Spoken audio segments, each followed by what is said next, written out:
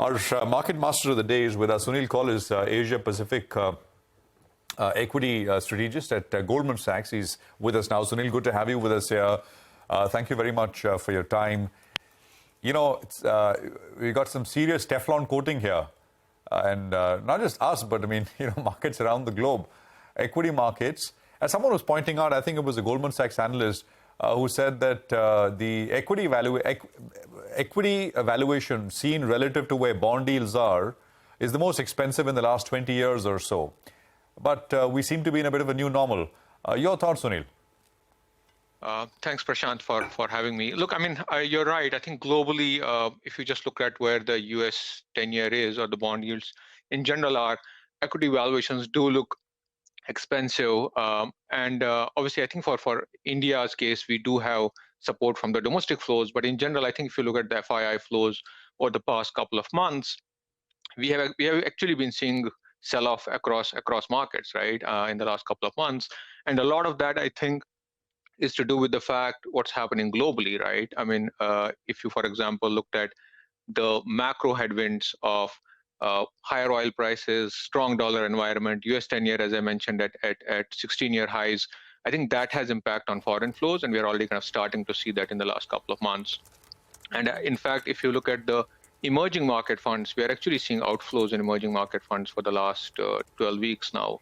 Across Asia, probably September and October, pretty much every single market has seen outflow. So I wouldn't say that the foreign flow environment has been pretty strong. In fact, on the contrary, things have been pretty soft overall because of the global sort of macro risks here. But I think what's holding up India also is the strong domestic flows, which is something which is a bit unique to India in that sense. In fact, I was going through your note, and in that you do mention that there are outflows that we've seen from foreign investors, and not just that, even inflows have slowed down in the month of September. The redemption pressure, you say, worsened the most in small cap funds. Can you tell us a little bit about why that could be? I mean, as a trend from here on, for the rest of the, say, calendar year or even fiscal year, does it make sense to stick with the large caps compared to the mid and small caps purely because of what's happening with the macro environment? Yeah, Sonia, I think, look, I mean, as we all know, I think the broader market is obviously up 15% from the lows, but the real action has been in the mid and small caps, right? I mean, they are up like anywhere between 35 to 45%, even at the index levels, and obviously very strong moves at the stock levels. And part of the reason is because of the domestic flows, because what we have been seeing in the flows over the last many months is that you're seeing very strong inflows in mid and small cap mandates. And actually the large cap mandates were the ones which were seeing outflows, right? I think the September data, I mean, as you mentioned, we saw some moderation in the overall flows.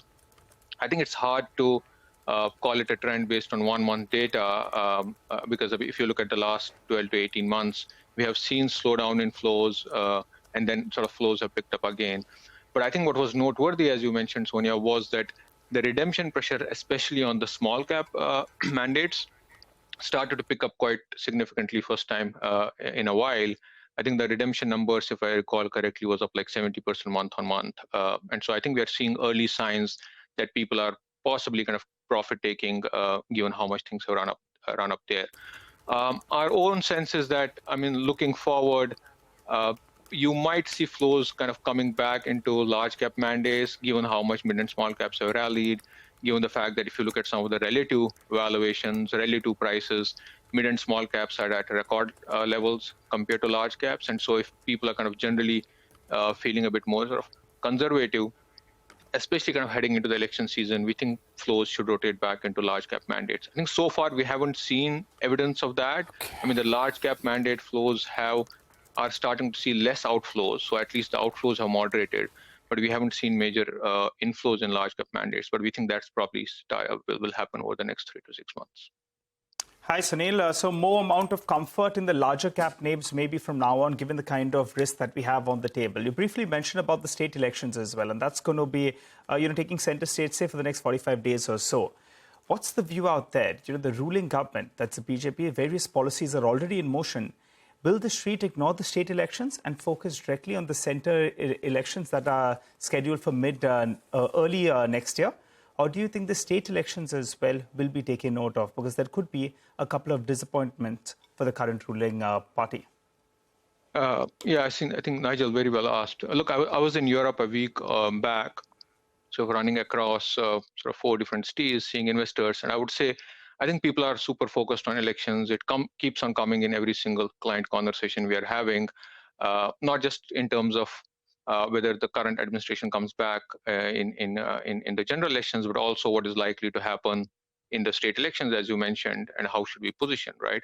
I would say I think that the investor expectation generally is that that the current administration, I mean, there will be kind of volatility picking up into the elections based on the opinion polls, based on what the clients are saying. But the narrative still remains that despite the results in the state elections, there is more likely to be policy continuity next year. And so that's why I think the market is kind of ignoring any risks around elections.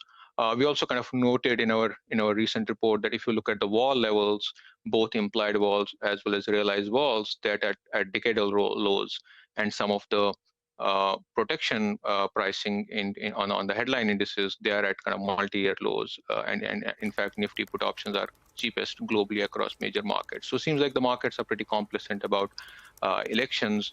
Our own sense is that you should at least start to see more noise around state elections, which means that volatility should pick up, which has been the pattern in past elections as well. And for people, that generally means that if you're long only, you want to be more rotating towards safer parts of the markets, but more into large cap quality names.